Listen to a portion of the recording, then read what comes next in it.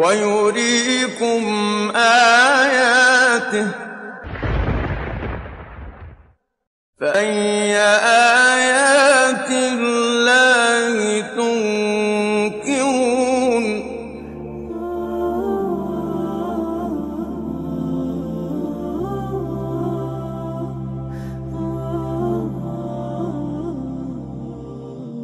Centuries ago, people used to believe that the earth is flat, but the advances in science and technology rejected this idea. However, the flat earth theory nowadays became again so popular that millions of people are trying to learn this theory. But is the earth really flat? For this, firstly we need to know how a flat earth model really looks like. The flat earth community believes that the earth is like a disk over which the sun and the moon are rotating. And they think that the sun and the moon are both smaller objects which are rotating above this giant disk. But this theory has lots of gaps in it, and its followers are propagating some misconceptions for supporting their theory. The flat earthers are claiming that everything we see on the internet is just CGI, or a computer-generated imagery of the earth, and NASA is lying about the shape of the earth.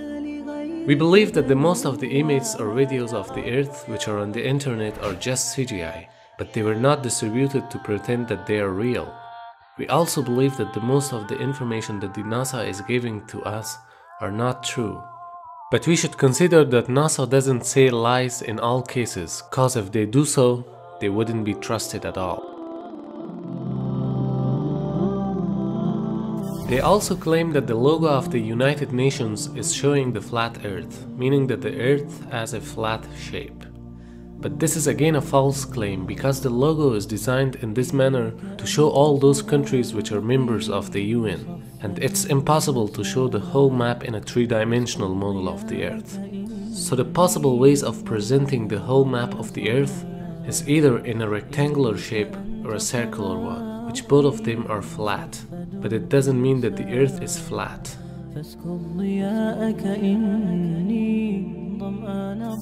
Another claim they make is that they can detect the curvature of the earth from far distances, but these distances from which they observe the curvature of the earth is not enough for our eyesight to detect the curvature, because the circumference of the earth is 40,075 kilometers.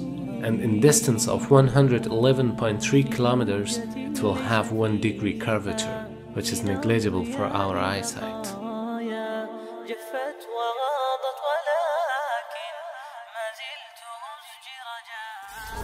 The flat earth model has no logical description for the lunar eclipse, because in this model these three objects, meaning the sun, the moon and the earth, wouldn't be placed in a straight line. That's because the sun and the moon are in the same circular path. But in a spherical model of the earth, this is absolutely possible, because in this model they can be arranged in a perfectly straight line. And whenever the moon comes in between the sun and the earth, its shadow would be casted in some regions of the earth, and in those regions we can see the solar eclipse. And whenever the earth comes in between the sun and the moon, its shadow will be casted on the moon, and it's called lunar eclipse, which will be visible from some specific regions of the earth. If you send a ship straight to the horizon, eventually it begins to disappear until it's no longer visible beyond your horizon. And you should ask yourself, what kind of surface would produce that result? The flat earthers always showing videos zooming on the horizon where suddenly some objects are appearing. With this, they claim that there is no curvature on Earth. Otherwise, those objects would disappear from bottom to top as they get further away. But this claim is again wrong, because in their examples, the objects are not beyond the horizon, rather nearer to us. That's why we see them while zooming on them.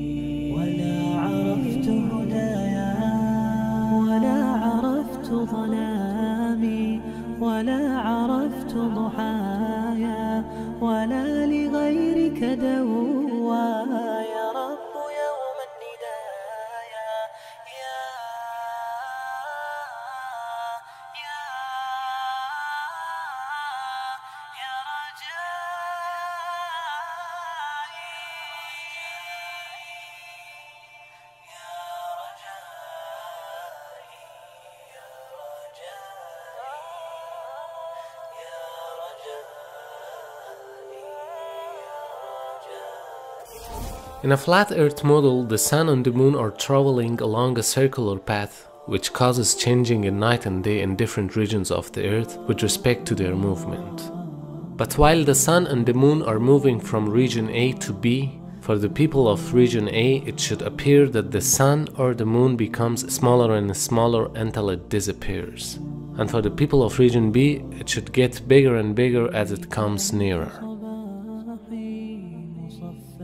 How is it possible that the other objects get smaller while moving away, but not the Sun and the Moon? And why instead of getting smaller, they disappear partially?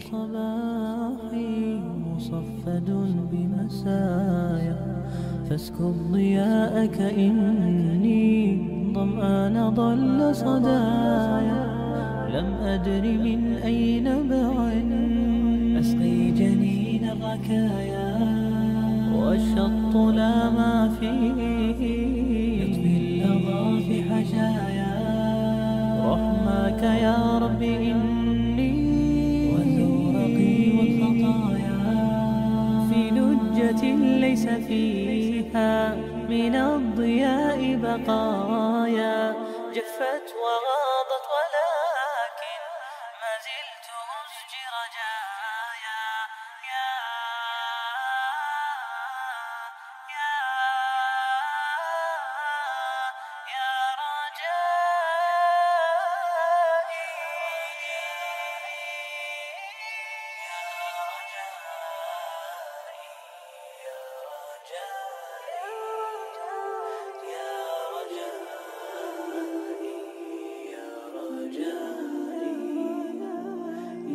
Normally, in a spherical model of the Earth, the objects fall towards the center of the Earth due to the gravitational force. But if we apply the rules of gravity on a flat Earth model, then the trajectory of falling object would become increasingly tilted inwards in the southern latitude. For example, if we keep traveling to the edge of the Earth. Therefore, the flat earthers deny the existence of gravity and attribute the falling into some other causes, like density. But if you remember, the density is the amount of mass within a volume, and it is not even a force to cause acceleration in order to push you down. But even if we accept that the acceleration towards the ground is a function of density, it's again at odds with empirical evidences. Because if you consider a feather and a bowling ball falling in a vacuum, they would both reach to the earth at the same time. It means without air resistance, everything experiences the same acceleration when it falls. Now, if falling is due to density, why the objects with different density wouldn't reach to the ground at different times? And why everything falls only in one direction? بدأت ولكن لم أدر ما منتهايا لم أدر يأسي فيه ولا عرفت هدايا ولا عرفت ظلامي ولا عرفت ضحايا ولا لغيرك دوايا رب يوم الندايا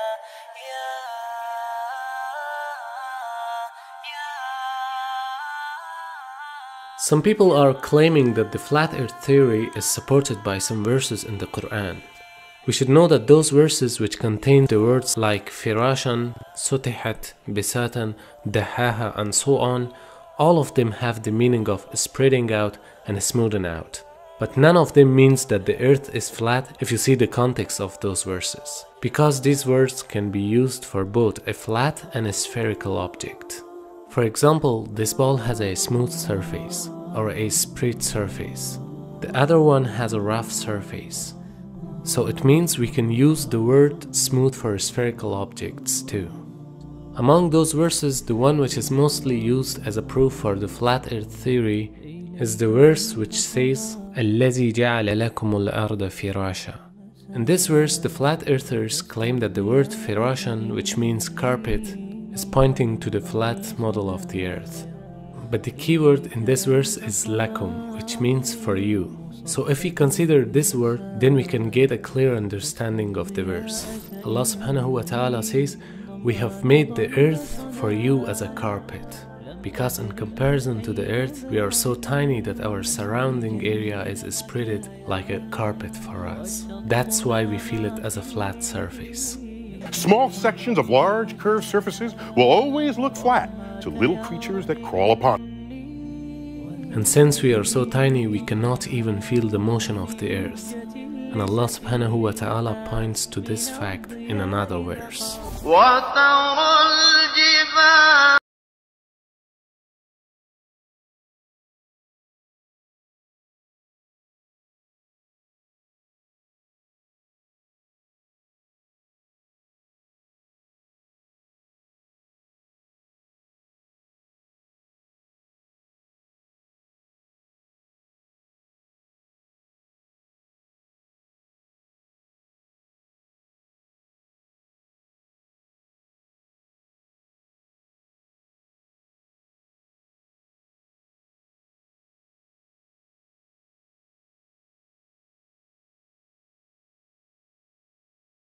That the mountains are moving the same as the clouds do, but you feel them to be solid.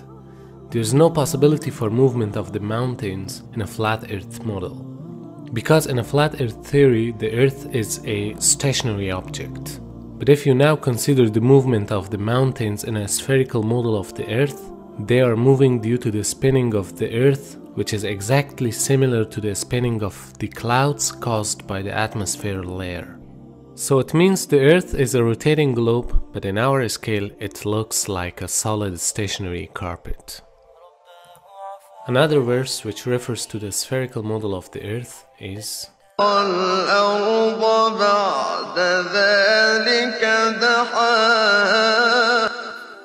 the word daha, which is translated as spread out, comes from the root dahu, which means to spread out or to smooth out. It's used to describe actions for setting out and adjusting something spherically.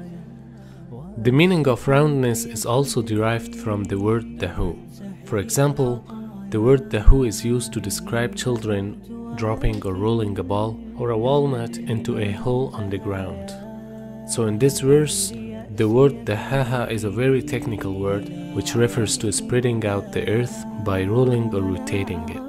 Now what science tells us about the formation of the Earth is that the Earth was not smoothly round or even spread out. Rather, it was like a rough object which became round due to its rotational motion.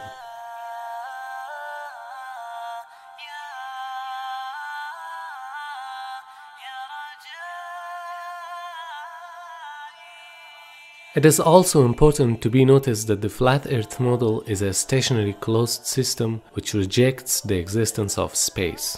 However, in the Quran, Allah subhanahu wa ta'ala says, وَالسَّمَاءَ بَنَيْنَاهَا بِأَيْدٍ وَإِنَّا لَمُوسِعُونَ.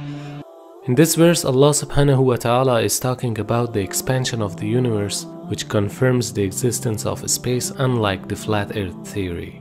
Also in another place, Allah subhanahu wa ta'ala says, وَالشَّمْسُ تَجْرِي لِمُسْتَقَرٍّ لَهَا ذَلِكَ تَقْدِيرُ الْعَزِيزِ الْعَلِيمِ. In this verse, Allah subhanahu wa ta'ala informs us about another recent discovery, that the sun and the entire solar system is moving towards an unknown direction, which is impossible in a stationary closed system. The moon and the sun and the earth and everything that Allah created and describes them in detail and tells us that the earth is doing what? Kawi. Turning. The same thing like when you'd make a turban, kawi. Turning. The earth is turning, and nobody believed that back then because you don't feel the earth turning, do you? So we assumed that the earth was the center of the universe and that the sun was going around us, what we thought. But it mentions that even the sun is in orbit. The earth is in orbit. How could the sun be in an orbit? But guess what we found out? It's in an orbit. The sun has an orbit. It's not being still. And the moon is going, the earth is going around the sun the same way the moon is going around the earth. All of it's moving. Swimming. And Allah uses this. Swimming. Who is telling us this? The Rabbil Alameen, the Lord of the worlds. From the mentioning explanations, it's understood that the Quran is informing us about the roundness of the earth. However, these verses do not explicitly describe it, but only gave us some indications so that the people of centuries ago who couldn't understand the roundness of the earth would not suspect about the words of Quran and oppose it. In fact, the information provided by the Quran about the shape, motion and formation of the earth is a clear evidence for the divinity of this book and the existence of a wise creator.